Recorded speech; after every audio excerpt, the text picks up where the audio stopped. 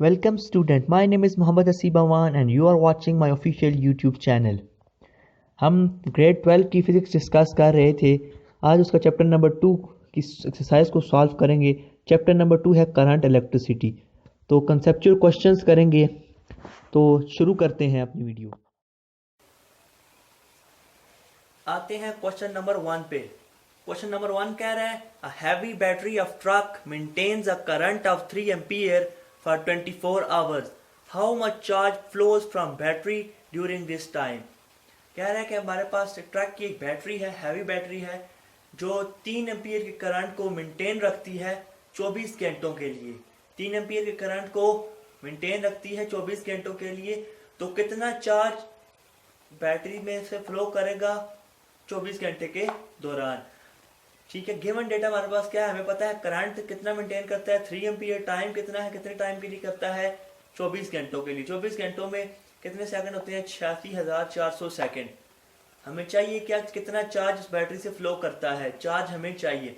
हमें फार्मूला पता है, हमें पता है करंट किसके इक्वल होता है कि चार्ज पर यूनिट टाइम। कितना चार्ज किसी पर यूनिट टाइम में जो फ्लो करे वो हमारे पास होता है करंट।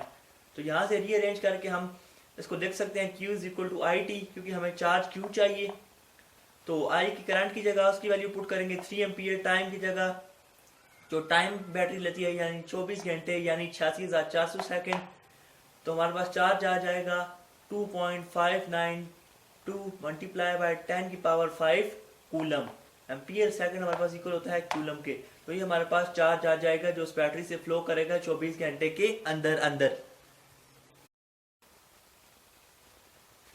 क्वेश्चन नंबर 2 है while analyzing a circuit the internal resistance of EMF sources are ignored. Why?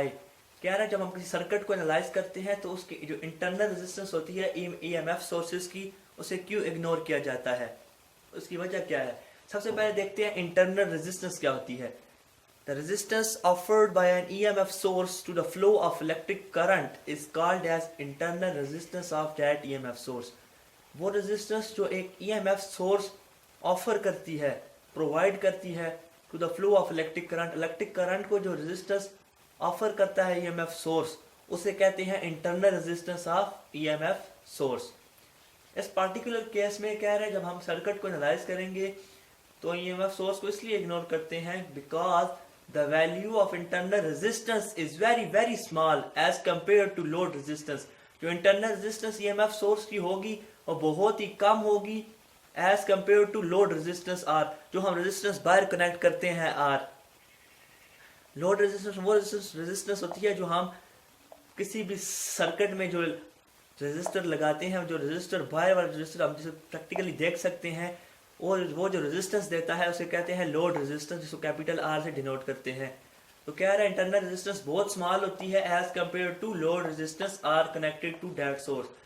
मतलब इतनी स्मॉल होती है कि R is less than capital R। तो स्मॉल R है, जो इंटरनल रेजिस्टेंस है वो बहुत बहुत कम होती है लोड रेजिस्टेंस के।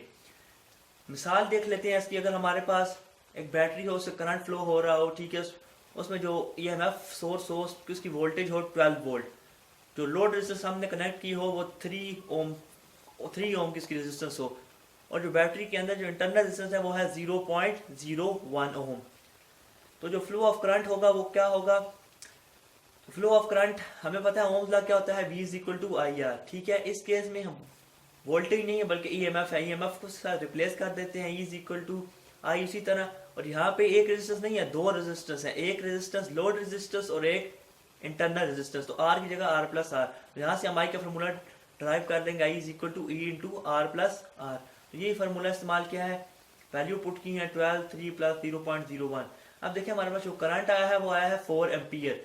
3 4 12 हो गया, और ये तो बहुत ही स्मॉल है ना 0.01। इसका कोई इम्पैक्ट खास नहीं होगा, इसे हम छोड़ देंगे, निगलेक्ट कर देंगे, क्योंकि ये बहुत ही स्मॉल है as compare to load resistance. तो हमारे पास जो करंट आएगा वो आएगा 4 एम्पियर। तो कंक्लूड ये किया जो इंटरनल रेजिस्टेंस EMF सोर्स की है उसे हम इग्नोर करेंगे, क्योंकि वो नेग्लिजिबल स्मॉल है लोड रेजिस्टेंस के मुकाबले में। क्वेश्चन नंबर 3 है if aluminum and copper wires have the same length and have the same resistance which has large diameter. एक हमारे पास एल्यूमिनियम की वायर है, कॉपर की वायर है, दोनों की लेंथ और रेजिस्टेंस सेम है। तो कह रहा है इन दोनों वायर्स में से किसकी डायमीटर लार्ज होगी।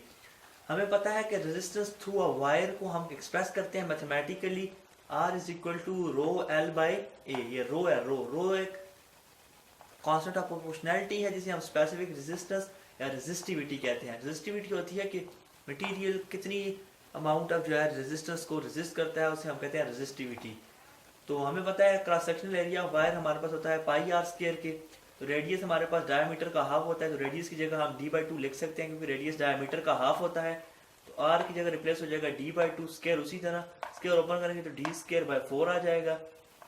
ठीक है, तो ये हमारे पास एरिया की वैल्यू आ गई पाई d स्क्वायर बाय 4। इक्वेशन 1 में एरिया को रिप्लेस कर देते हैं इस वैल्यू से। इक्वेशन 1 हमारे पास उसी तरह लिखेंगे रो एल बाय ए की जगह हम क्या लिख देंगे पाई d स्क्वायर बाय 4। ये हमने यहाँ से निकाल लिया, पाई d स्क्वायर बाय 4 लिख दिया। रीअरेंज करेंगे, 4 यहाँ पे डिवाइड हो रहा है, ऊपर जाके मल्टीप्लाई हो जाएगा, 4 रो एल पाई d स्क्वायर हमारे पास आ जाएगा। ये हमारे पास आ गया। ठीक है, d को अलग करेंगे, d को ऊपर ले जाएंगे, रीअरेंज करेंगे तो हमारे पास आ जाएगा d square is equal to 4 rho L by r आ जाएगा। ठीक है, d ऊपर लेंगे और r नीचे ले आए। सॉरी, यहाँ पे साथ पाई भी होगा, यहाँ पे साथ पाई भी होगा, पाई आर, यहाँ पे भी पाई होगा, ये मुझसे मिसिंग हो गया। यहाँ पे पाई होगा, पाई आर, यहाँ पे भी पाई आर, क्योंकि d ऊपर जाएगा और r नीचे आएगा। ठीक है, तो अगर आर एल और आर हमारे पास सेम हो और इसके साइड यहाँ पे पाई होगा ना, एल और आर सेम है, क्वेश्चन में बताया हुआ है। पाई एक कांस्टेंट है, ठीक है, यहाँ पे पाई होगा और 4 भी हमारे पास कांस्टेंट है। सो मतलब डायमीटर पे डिपेंड करेगा, सिर्फ और सिर्फ स्पेसिफिक रेजिस्टेंस यानी रो पे डिपेंड करेगा, क्योंकि पाई जो यहाँ पे होगा वो भी कांस्टेंट है, 4 भी कांस्टेंट है और एल और आर क्वेश्चन में बताया है सेम है। तो फिर डायमीटर डिपेंड करेगा इस रो पे यानी स्पेसिफिक रेजिस्टेंस और रेजिस्टिविटी पे। इसका मतलब ये हम ये कंक्लूड करेंगे कॉपर की जो रेजिस्टिविटी है वो स्मॉल है, कॉपर की जो रेजिस्टिविटी है यानी कॉपर की ये जो वैल्यू है रो ये स्मॉल है, कॉपर की ये वैल्यू स्मॉल है एल्यूमिनियम की निस्बत। और अगर एल और आर सेम हो इसका मतलब है कॉपर की ये स्मॉल है रेजिस्टिविटी, इसका मतलब है कॉपर का डायमीटर भी स्मॉल है। कॉपर की रेजिस्टिविटी स्मॉल, कॉपर का डायमीटर भी स्मॉल। एल्यूमिनियम की रेजिस्टिविटी ज़्यादा, एल्यूमिनियम का डायमीटर ज़्यादा, इसका मतलब एल्यूमिनियम का डायमीटर वायर का डायमीटर ज़्यादा होगा कॉपर वायर की निस्बत, या कॉपर वायर का डायमीटर कम होगा एल्यूमिनियम की निस्बत। क्वेश्चन नंबर 4 है under what circumstances can the terminal potential difference of a battery exceed it's EMF. कहता है ऐसे कौन से सर्कमस्टांसेस होंगे जब टर्मिनल पोटेंशियल डिफरेंस किसी भी बैटरी की उससे उसकी ईएमएफ से ज़्यादा हो जाएगी, उस बैटरी की ईएमएफ से एक्सीड कर जाएगी टर्मिनल पोटेंशियल डिफरेंस बैटरी की। तो उसका आंसर देखते हैं। पिछले क्वेश्चन में भी डिस्कस किया था ये फार्मूला कि हमारे पास ईएमएफ इज इक्वल टू होती है I R plus R. R load resistance जो बाहर वाली रेजिस्टेंस होती है वो आपको नजर आ रही है, और स्मॉल आर इंटरनल रेजिस्टेंस जो बैटरी के अंदर लगी होती है ये आपको नजर आ रही है। तो यहाँ से हमारे पास हो जाएगा E is equal to I R plus I R, I को अंदर मल्टीप्लाई कर दिया। ओम्स लॉ हमें पता है किसके इक्वल होता है, V is equal to I R. यहाँ पे जो वी है ये बड़ी टेक्निकल बात है, यहाँ पे जो वी है वो टर्मिनल पोटेंशियल डिफरेंस है। टर्मिनल पोटेंशियल डिफरेंस कौन सी पोटेंशियल डिफरेंस होती है, terminal potential difference of battery वो वाली टर्मिनल पोटेंशियल डिफरेंस होती है जो एक्सटर्नल रेजिस्टेंस की वजह से हो, जो एक्सटर्नल रेजिस्टेंस या लोड रेजिस्टेंस की वजह से जो पोटेंशियल डिफरेंस हो उसे हम टर्मिनल पोटेंशियल डिफरेंस कहते हैं। यहाँ पे we T terminal potential difference किसकी वजह से है, लोड रेजिस्टेंस या एक्सटर्नल रेजिस्टेंस आर की वजह से, या क्रॉस आर जो पोटेंशियल डिफरेंस होगी वो टर्मिनल पोटेंशियल डिफरेंस होगी। तो फिर ये फार्मूला जो होगा is equal to I R plus I small R, ये हमारे पास हो जाएगा is equal to V T plus I R. ये आई आर जो है कैपिटल आई आर ये हमारे पास रिप्लेस हो जाएगा वी टी से इधर, तो हमारे पास हो जाएगा is equal to V T plus I R. उसको रीअरेंज करेंगे तो वी टी हमारे पास टर्मिनल पोटेंशियल डिफरेंस का फार्मूला आ जाएगा, ये आई उस तरफ आई आर उस तरफ जाएगा ई माइनस आई आर। तो आप इक्वेशन A1 में देख सकते हैं, देखिए अगर ई को इधर छोड़ा जाए तो आई आर उस तरफ ले आए तो हमारे पास हो जाएगा V T plus I are. We T plus I are का मतलब यह है कि ये हमारे पास जो ई एम एफ है, ये ई एम एफ की जो टर्म है ये बड़ी है क्योंकि इन दोनों को जमा करने से ये ई एम एफ बनती है। यहाँ पे ये जो ई एम एफ ई है ये ग्रेटर होगी इस terminal potential difference V T से। तो कोई हमें ये बताती है कि ई एम एफ ज़्यादा है टर्मिनल पोटेंशियल डिफरेंस से, लेकिन क्वेश्चन में हम ये कह रहे हैं कि टर्मिनल पोटेंशियल डिफरेंस कब ई एम एफ से ज़्यादा होगी, ये टर्मिनल पोटेंशियल डिफरेंस कब ज़्यादा होगी ई एम एफ से। ये तो हमें पता है कि ई एम एफ ज़्यादा है टर्मिनल पोटेंशियल डिफरेंस से, ये कब ज़्यादा होगी। अब ये देखते हैं, अगर हम बैटरी को कनेक्ट कर दें किसी चार्जर से थ्रू अ चार्जर, तो वो अपनी पोटेंशियल डिफरेंस तो मेंटेन रखेगी। ये हमने चार्जर के साथ कनेक्ट कर दिया बैटरी को, टर्मिनल पोटेंशियल डिफरेंस तो मेंटेन करेगी, लेकिन इस केस में रिवर्स करंट प्रोड्यूस होगा। करंट रिवर्स प्रोड्यूस होगा जो नेसेसरी, जो जरूरी है बैटरी को चार्ज करने के लिए। तो चार्जिंग का बैटरी का टॉपिक है, उसमें आप देख सकते हैं कि रिवर्स करंट क्या होता है। रिवर्स करंट प्रोड्यूस होगा जो नेसेसरी होगा बैटरी को चार्ज करने के लिए। रिवर्स करंट का मतलब ये है कि करंट की डायरेक्शन चेंज हो जाएगी। पहले अगर वो इस डायरेक्शन में मूव कर रहा था या किसी भी डायरेक्शन में मूव कर रहा था तो उसकी डायरेक्शन रिवर्स हो जाएगी, उससे अपोजिट हो जाएगी।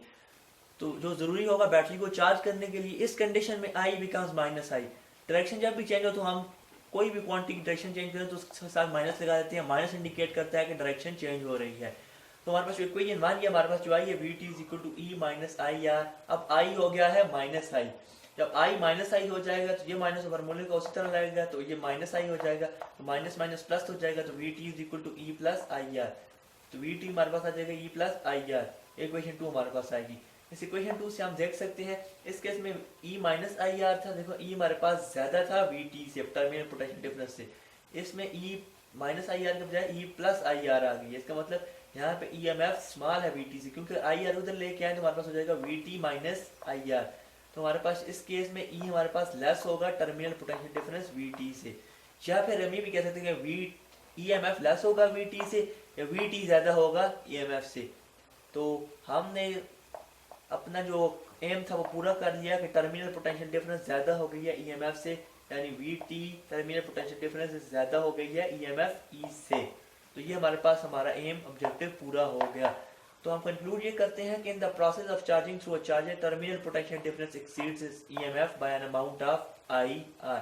हमने ये कंक्लूड किया जब हम चार्जिंग करते हैं किसी चार्जर के थ्रू तब बैटरी की पोटेंशियल डिफरेंस एक्सीड हो जाती है उसकी ईएमएफ से।